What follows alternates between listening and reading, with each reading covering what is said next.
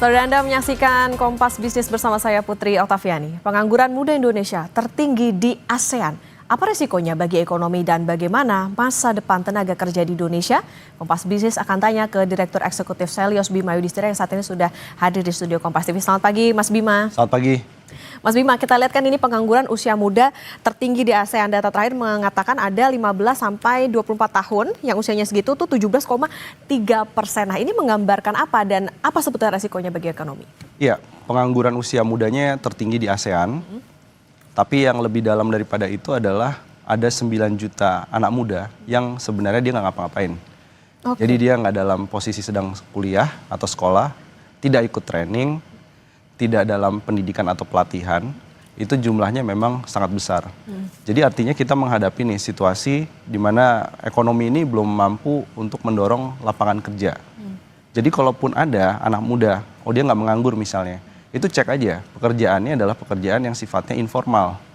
Jadi kalau pekerjaannya informal, dia masuk ke dalam gig ekonomi, itu hanya mode survival. Begitu juga ketika kita cek nih, ada anak muda yang jadi wirausaha. Wirausaha di Indonesia ini bagi anak muda, ada yang memang dia passionnya wirausaha, tapi banyak juga yang survival. Jadi hanya bertahan hidup, dia buka warung, kemudian dia jadi pedagang kaki lima, tapi dipersepsikan dari data statistik, dia posisinya bekerja. Jadi kita punya dua masalah, yang pertama adalah jobless, jadi anak muda yang memang dia menganggur, dia di rumah, atau yang kedua, dia sebenarnya underemployed. Jadi kalau yang jobless tadi udah jelas dia menganggur posisinya, underemployed ini yang kasihan juga nih. Dia kuliah tinggi-tinggi, dia kuliah kemudian per bulannya dapat support dari orang tua 3 juta per bulan. Tapi begitu dia selesai, lulus dapat ijazah, lapangan kerjanya yang sesuai dicita-citakan keahlian ilmunya nggak ada.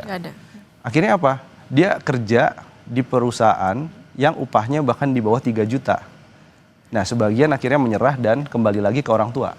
Jaga warung, dia nggak dibayar nggak apa-apa, tapi sebenarnya dia bisa memenuhi kebutuhan hidupnya. Dan itu pekerja yang nggak dibayar, itu jumlahnya juga cukup banyak. Nah itu tadi berarti kalau misalnya dikatakan anak mudanya ini usia berapa spesifiklinya Mas? Kemudian juga di antara jobless dengan underemployment, kalau dilihat sekarang fenomenanya lebih banyak yang mana sebetulnya? Nah, lebih banyak yang underemployed. Underemployed justru. Ya, jadi dia bekerja. Lapangan kerjanya ada tapi lapangan kerjanya ada, upahnya dia underpaid atau upahnya rendah. Passionnya ataupun keahliannya deh, bukan passion, keahliannya itu nggak sesuai dengan bidang ilmu yang ditekuni. Jadi dia udah kuliah, dapat IPK bagus misalnya di teknik mesin, tapi masuknya misalnya di teknologi informasi. Mungkin masih ada tekniknya, tapi passionnya dia nggak, passionnya dia kerja di sektor otomotif. Sektor otomotifnya nggak ready untuk melakukan rekrutmen. Lulusan sarjana misalnya yang terjadi adalah ya akhirnya mereka bekerja asal bekerja. Jadi fenomena asal bekerja ini yang makin lama makin mengkhawatirkan.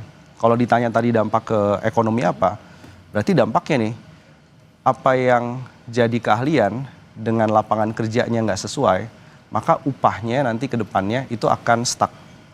Jadi kita kalau mau merayakan bonus demografi, mau merayakan Indonesia Emas 2045, pertumbuhan ekonomi tinggi, ini dengan kondisi underemployment seperti sekarang, itu akan susah.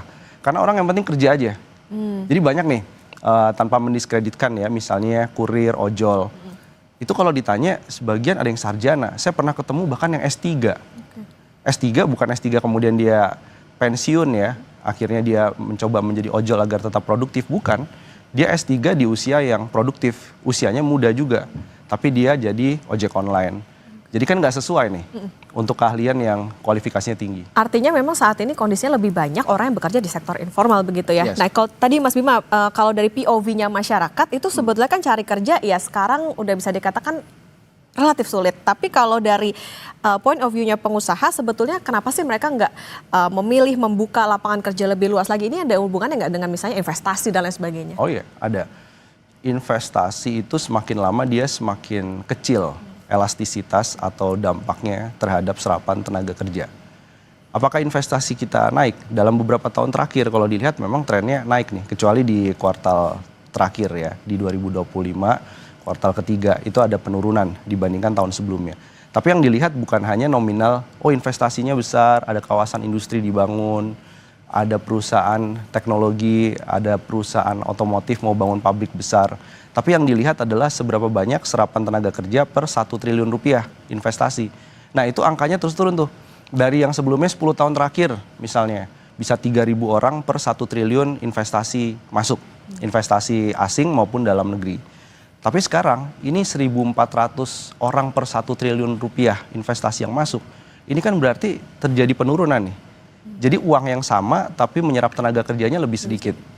Tapi yang kedua juga, kenapa banyak perusahaan akhirnya masuk ke dalam sektor-sektor yang short term. Dia sektor-sektor yang jangka pendek. Jadi dia dibandingkan dia bangun pabrik, dia lebih memilih misalnya apa? Menjadi importir.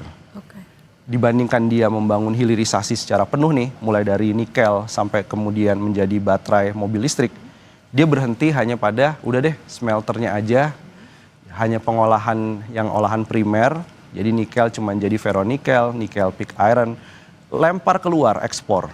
Jadi midstream atau industri tengahnya itu nggak dibangun optimal. Nah disinilah akhirnya yang membuat menjadi lingkaran setan. Bukan perusahaan nggak mau merekrut, tapi tipikal perusahaannya itu nggak butuh banyak tenaga kerja. Oke, berarti ada perubahan gitu. Tapi kalau misalnya dilihat sebetulnya manpower atau sumber daya manusia di Indonesia itu sebenarnya masih menarik nggak sih untuk orang berinvestasi cari tenaga kerja di sini? Oh harusnya menarik sekali dong, menarik sekali.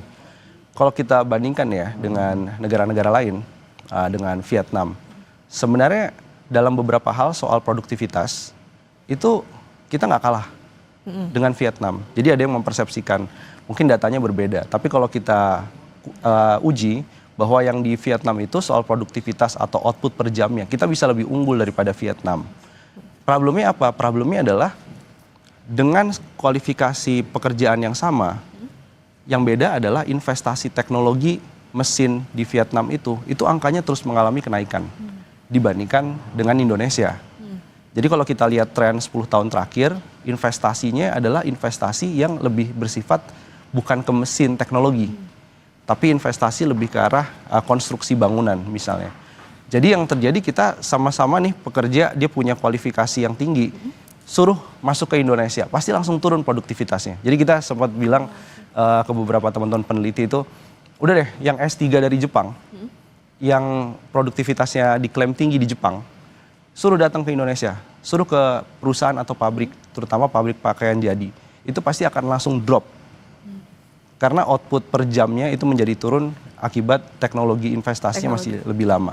Itu juga terjadi, kita bicara kenapa industri-industri yang dulu banyak menyerap tenaga kerja, misalnya di tebu, gula, dan lain-lain. Cek aja, mesin pabrik gula itu adalah mesin-mesin sebagian peninggalan zaman Belanda.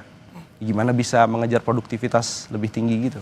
Nah berarti Mas Bima, kalau misalnya kita bisa dikatakan kita punya bonus demografi. Nah itu akan jadi petaka kah atau seperti apa? Karena kalau misalnya, berarti gini, kalau misalnya pemerintah tidak melakukan apa-apa, bonus demografi itu akan jadi petaka yang seperti apa sebetulnya?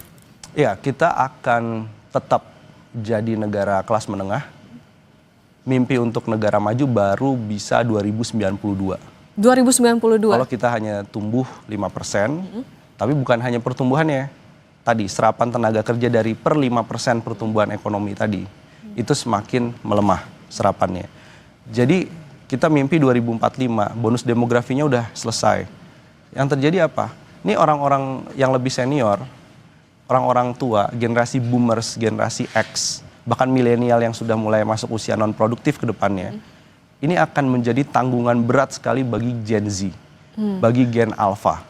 Jadi Gen Z dan Gen Alpha ke depan harus bekerja pontang-panting untuk bisa menghidupi orang tuanya, kakek neneknya. Jadi kalau sekarang kita udah mengenal generasi sandwich, ya ke depan bukan lagi sandwich nih, udah geprek kayaknya.